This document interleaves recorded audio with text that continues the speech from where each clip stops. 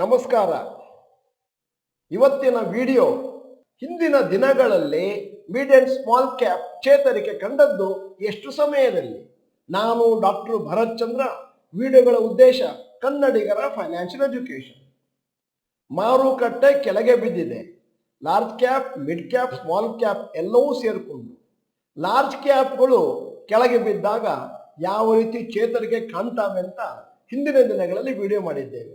ಇವತ್ತಿನ ವಿಡಿಯೋದಲ್ಲಿ ನಾವು ಕೊಡ್ತಾ ಇರುವಂತ ಅಂಕಿಅಂಶಗಳು ಮಿಡ್ ಕ್ಯಾಪ್ ಮತ್ತು ಸ್ಮಾಲ್ ಕ್ಯಾಪ್ ಷೇರುಗಳು ಯಾವ ರೀತಿ ಚೇತರಿಕೆಯನ್ನು ಹಿಂದಿನ ದಿನಗಳಲ್ಲಿ ಕಂಡಿವೆ. ಅದನ್ನು ತಿಳ್ಕೊಂಡಾಗ ನಿಮಗೆ ಒಂದಷ್ಟು ಭಯ ಕಮ್ಮಿ ಆಗುತ್ತೆ, ಗೊಂದಲ ಕಮ್ಮಿ ಆಗುತ್ತೆ, ಮತ್ತೆ ಅನ್ನೆಸೆಸರಿಯಾಗಿ ರಾಂಗ್ ಆಕ್ಷನ್ಸ್ ಅನ್ನು ತಗೊಳ್ಳೋದಿಲ್ಲ. ಮಾರುಕಟ್ಟೆಯಲ್ಲಿ ನಿಫ್ಟಿ ಬಿದ್ದದ್ದು ಕೇವಲ 10%. ಬಹಳಷ್ಟು ಜನಕ್ಕೆ ಒಂದು ತರ ಗಾಬರಿ ಆಗಿದೆ. ಮಾರುಕಟ್ಟೆ ಪುನಃ ಯಾವಾಗ ಚೇತರಿಕೆಯನ್ನು ಕಾಣುತ್ತೆ ಮತ್ತು ನಾನು ಹಾಕಿದ ಹಣ ಒಂದಷ್ಟು ಲಾಭದಿಂದ ಹೊರಬಿಡುತ್ತೆ. ಬೇರ್ ಮಾರ್ಕೆಟ್ ಬರಬಹುದು, ಮಾರುಕಟ್ಟೆಯಲ್ಲಿ ದೊಡ್ಡ ಕುಸಿತವನ್ನು ಕಾಣಬಹುದು ಅಂತ ಸುಮಾರು 3-4 ತಿಂಗಳಿಂದ ನಾವು ವಿಡಿಯೋಗಳನ್ನು ಮಾಡಿ ಜನರಿಗೆ ಎಚ್ಚರಿಕೆಯನ್ನು ಕೊಡ್ತಾ ಇದ್ದೇವೆ. ಈ ರೀತಿ ನಾವು ಹಿಂದಿನ ದಿನಗಳ ಅಂಕಿಅಂಶಗಳನ್ನು ನಿಮ್ಮ ಮುಂದೆ ಇಡೋದ್ರಿಂದ ನಿಮಗೆ ಒಂದಷ್ಟು ಐಡಿಯಾ ಸಿಗುತ್ತೆ, ಎಷ್ಟು ದಿವಸ ಕಾಯ್ಬೇಕಾಗುತ್ತೆ ಮತ್ತು ಈಗ ಸದ್ಯಕ್ಕೆ ಏನ್ ಮಾಡಬೇಕು. Past weakness and recovery of Nifty mid cap 150 index. ಈಗ ನಾನು ಮಿಡ್ ಕ್ಯಾಪಿನ ಬಗ್ಗೆ ಮಾತಾಡ್ತಾ ಇದ್ದೀನಿ. ಮೇ 2006 ಟು ಜೂನ್ 2006 ಕರೆಕ್ಷನ್ ಆಗಿದ್ದು -38% ಮತ್ತು ಕರೆಕ್ಷನ್ ಆಗ್ಲಿಕ್ಕೆ ಬೇಕಾಗಿದ್ದು ಒಂದೇ ತಿಂಗಳು, ರಿಕವರಿ ಆಗ್ಲಿಕ್ಕೆ 7 ತಿಂಗಳು. ಫೆಬ್ರವರಿ 2007 ಟು ಮಾರ್ಚ್ 2007 ಕರೆಕ್ಷನ್ ಆಗಿದ್ದು -17% ಮತ್ತು ಕರೆಕ್ಷನ್ ಆಗ್ಲಿಕ್ಕೆ ಒಂದೇ ತಿಂಗಳು, ರಿಕವರಿ ಆಗ್ಲಿಕ್ಕೆ 3 ತಿಂಗಳು. ಜಾನ್ವರಿ 2008 ಟು ಮಾರ್ಚ್ 2009 ದೊಡ್ಡ ಕರೆಕ್ಷನ್ ಆಯಿತು, -73% ಮತ್ತು ಕರೆಕ್ಷನ್ ಆಗ್ಲಿಕ್ಕೆ 14 ತಿಂಗಳು, ರಿಕವರಿ ಆಗ್ಲಿಕ್ಕೆ 63 ತಿಂಗಳು, ಅಂದ್ರೆ 5 ವರ್ಷ. August 2015 to February 2016 correction -19%, correction ಆಗಿದ್ದು 7 ತಿಂಗಳಲ್ಲಿ, ರಿಕವರಿ ಆಗ್ಲಿಕ್ಕೆ ಕೇವಲ 4 ತಿಂಗಳು. January 2018 to March 2020 -44% mid cap ಅಲ್ಲಿ ಕಮ್ಮಿ ಆಗಿರೋದು, 27 ತಿಂಗಳು ಬೇಕಾಯಿತು ಕರೆಕ್ಷನ್ಗೆ, ರಿಕವರಿ ಆಗಿದ್ದು ಕೇವಲ 8 ತಿಂಗಳಲ್ಲಿ.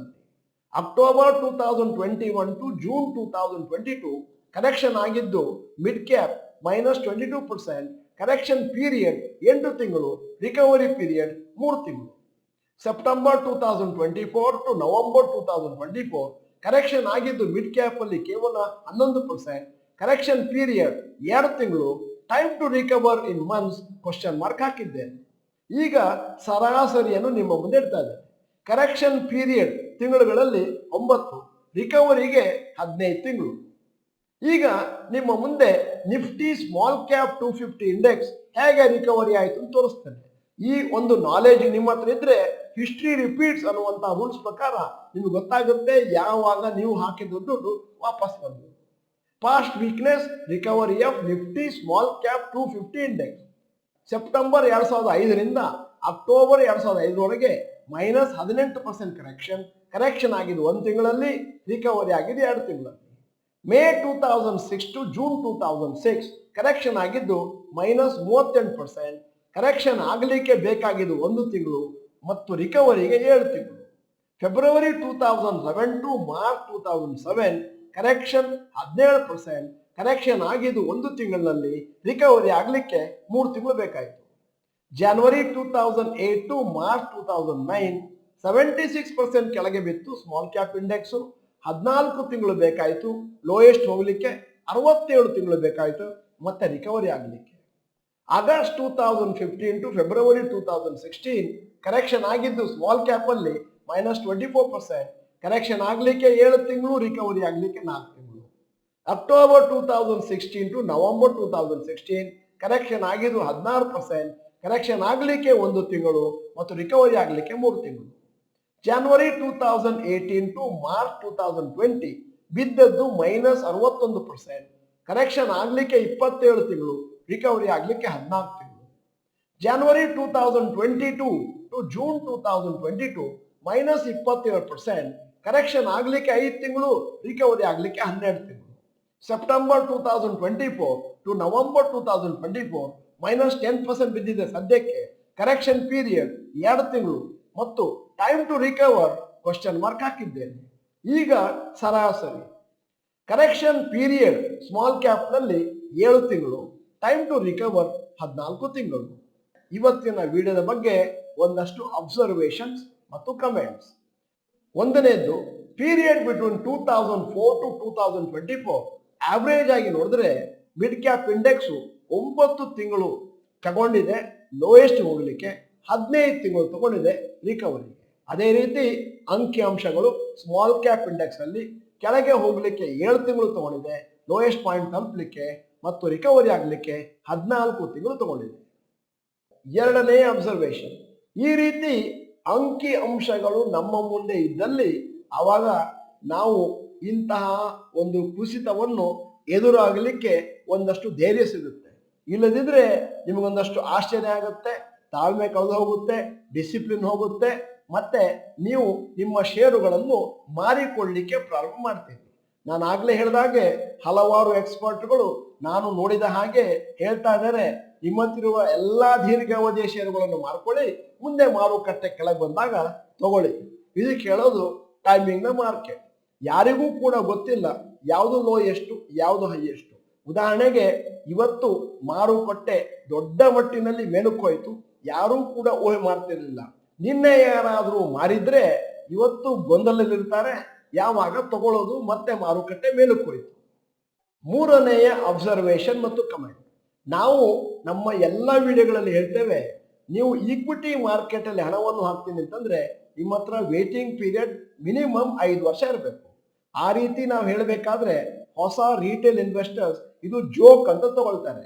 ಯಾಕಂದ್ರೆ ದಿನದಿಂದ ದಿನಕ್ಕೆ ಮೇಲೆ ಹೋಗ್ತಾ ಇದೆ, ಇವತ್ತು ತಗೊಳ್ಳೋದು 3 ತಿಂಗಳು ಬಿಟ್ಟು ಮಾರೋದು. ಅವರಿಗೆ ಗೊತ್ತಾಗೋದು ಯಾವಾಗ ಅಂತಂದ್ರೆ ಈ ರೀತಿ ಮಾರುಕಟ್ಟೆ ಕೆಳಕ್ಕೆ ಹೋದಾಗ. ಆಗ ಗೊತ್ತಾಗುತ್ತೆ ಕನಿಷ್ಠ 5 ವರ್ಷನಾದ್ರೂ ಇಟ್ಕೊಂಡ್ರೆ ಪ್ರಾಫಿಟ್ ಬರುತ್ತೆ, ಇಲ್ಲದಿದ್ರೆ ಮಧ್ಯದಲ್ಲಿ ಮಾರಿದ್ರೆ ಲಾಸ್ ಆಗುತ್ತೆ. ಮತ್ತು ಒಂದು ವಿಚಾರ, ಹಲವು ಬಾರಿ ಮಾರುಕಟ್ಟೆ ಡಲ್ಲಾಗಿ ಇರುತ್ತೆ, 2-3 ವರ್ಷ, 4ನೇ ವರ್ಷ 5 ವರ್ಷ ಆದಾಗ ರಿಕವರಿ ಆಗಿ ನೀವು ಕೊಟ್ಟ ಹಣಕ್ಕಿಂತ ಜಾಸ್ತಿ ಪರ್ಸೆಂಟೇಜ್ ಹಣ ಅವಾಗ ಸಿಗುತ್ತೆ.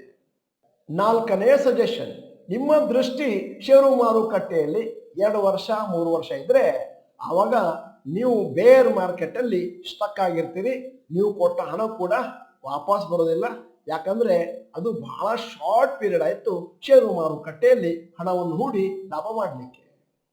5ನೆಯ ಮತ್ತು ಕೊನೆಯ ಸಲಹೆ ಮತ್ತು ಅಬ್ಸರ್ವೇಷನ್ ಏನು ಅಂತಂದ್ರೆ, ನಾವು ಇಲ್ಲಿ ಮಾತಾಡ್ತಿರೋದು ಮಿಡ್ ಅಂಡ್ ಸ್ಮಾಲ್ ಕ್ಯಾಪ್ ಇಂಡಿಸಿಸ್ ಅಂತಂದ್ರೆ ಸೂಚ್ಯಂಕಗಳು. ಇಂಡಿವಿಜುವಲ್ ಶೇರ್ಸ್ ಬೇರೆ ಬೇರೆ ತರ ಬಿಹೇವ್ ಮಾಡ್ತವೆ. ಅಂತಂದ್ರೆ ಇಂಡೆಕ್ಸ್ 10% ಕೆಳಗೆ ಬಿದ್ದಿದೆ ಅಂತಂದ್ರೆ ಇಂಡಿವಿಜುವಲ್ ಶೇರ್ಸ್ 15ರಿಂದ 25% ವರೆಗೂ ಕೆಳಗೆ ಬಿದ್ದಿರಬಹುದು. ಆದ್ದರಿಂದ ಸ್ಟ್ಯಾಟಿಸ್ಟಿಕ್ಸ್ ಒಂದಷ್ಟು ಚೇಂಜ್ ಆಗ್ಬೋದು, ಆದರೆ ಅಂದಾಜು ಅದೇ ಪ್ಯಾಟರ್ನ್ ಅನ್ನ ಅದು ಫಾಲೋ ಮಾಡುತ್ತೆ. ವಿಡಿಯೋದ ಕೊನೆಯಲ್ಲಿ ಇವತ್ತಿನ ವಿಡಿಯೋಗೆ ಸಂಬಂಧಪಟ್ಟ ಹಾಗೆ ಮತ್ತು ನಿಮ್ಮ ಅಭಿಪ್ರಾಯವನ್ನು ಸಂಗ್ರಹಣೆ ಮಾಡ್ಲಿಕ್ಕೋಸ್ಕರ ಒಂದು ಪ್ರಶ್ನೆ ಕೇಳ್ತೇನೆ. ಸದ್ಯದ ಮಟ್ಟಿಗೆ ಒಂದಷ್ಟು ಕರೆಕ್ಷನ್ ಆಗಿದೆ ಮಾರುಕಟ್ಟೆಯಲ್ಲಿ, ಇಲ್ಲಿಯೇ ಕರೆಕ್ಷನ್ ಸ್ಟಾಪ್ ಆಗಬೇಕು ಅಂತ ನಿಮಗೆ ಆಸೆ ಇದೆಯೋ, ಅಲ್ಲ ಇನ್ನೊಂದಷ್ಟು ಕರೆಕ್ಷನ್ ಆಗಬೇಕು ಅಂತ ಆಸೆ ಇದೆಯೋ? ಫರ್ದರ್ ಅಂತ ಟೈಪ್ ಮಾಡಿ, ಅಥವಾ ಈಗಲಿಂದ ರಿಕವರಿ ಅಂತ ಟೈಪ್ ಮಾಡಿ.